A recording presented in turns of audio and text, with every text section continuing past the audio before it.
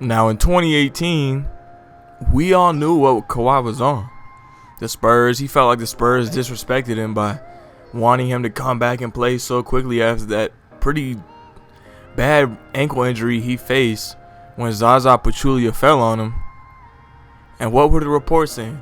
I want to go to LA. His agent saying that if he's traded, he's going to go to LA, or he's going to leave that team he was traded to go to LA. And then you also saw certain things, bruh, that he doesn't want to go to any other place except LA. This man wanted to go to LA, and eventually he got there. But the Raptors, knowing that Kawhi only is going to go to LA, they took a big risk. And they traded for Kawhi Leonard, and they got Danny Green back, and they only ended up giving Jakob Poeltl and DeMar DeRozan and a protected pick, and they got a championship out of it. And I'm saying only DeMar DeRozan, even though DeMar DeRozan was a great contributor in the regular season, because DeMar DeRozan, we kind of saw what his ceiling was. His ceiling was a really good shot creator in the regular season, but yet he just struggled in the postseason endlessly. In those playoff series versus the Cavaliers, we saw a reoccurring theme of DeMar DeRozan. He only had 8 points, and yes, this was a series against the Bucks. But man, he was really struggling. In the fourth quarter of a game versus the Cavaliers, he was completely benched. That's how bad he was playing.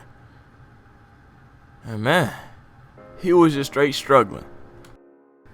In the 2017-18 season, DeMar DeRozan in the regular season, obviously he was phenomenal again. He was an all-star yet again. He averaged 23, 5, and 4 on about 50% from the field. Now in that Cavs series, it was a whole different story. DeMar DeRozan was all of a sudden turning into a pretty ineffective player for the Raptors, and it's not even like the Cavs defense was great. The Cavs had one of the worst defenses in that playoffs, and well, they shut down DeMar DeRozan, somebody who wouldn't get shut down in the regular season that often. In that series, he only averaged 17 points and 3 assists, and shooting 43% from the field. And you might be like, yeah, that's not terrible. We see people choke harder.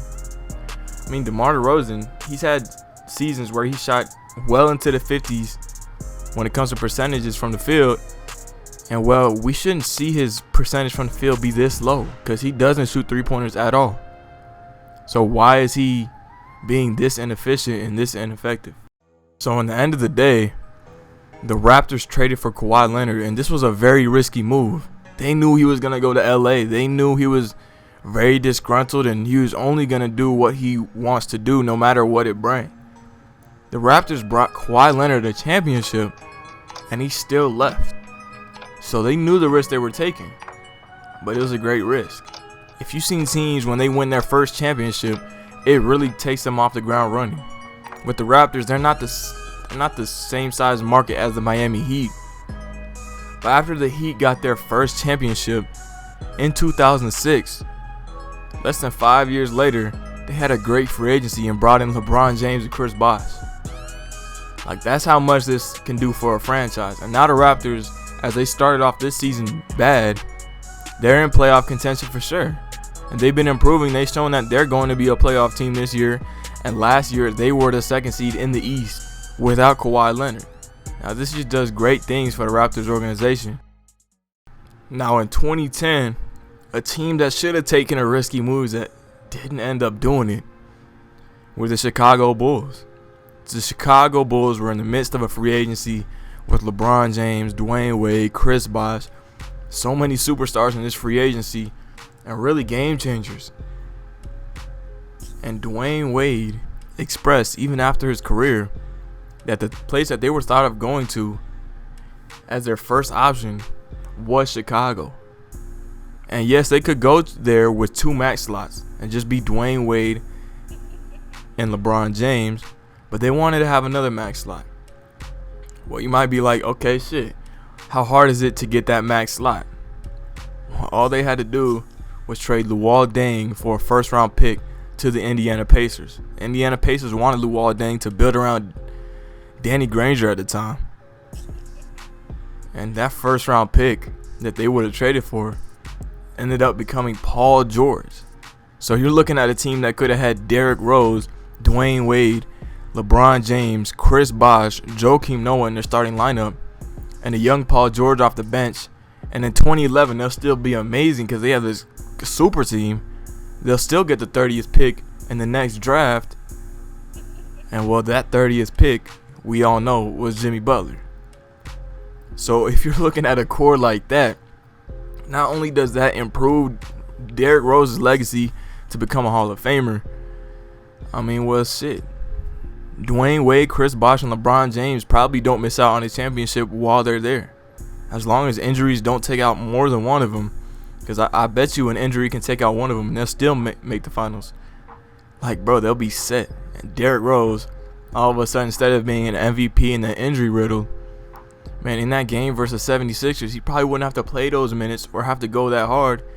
I mean, well, it's because he has 4 other All-Stars on his team. Now, this decision really hurt the Bulls. It was going to be a risky decision to get off of Luol Deng. Such a consistent role player that really helped that Chicago team be so good. But those are the risks that you need to take. If you're going to be a franchise that's eventually going to be a winning franchise in the future, you have to take that. If we look at the Bulls right now, they're not making the playoffs right now. You know, maybe they make the 8th seed this year or the play-in tournament, but they haven't made the playoffs in a while, basically ever since that Derrick Rose injury. They have just fallen off.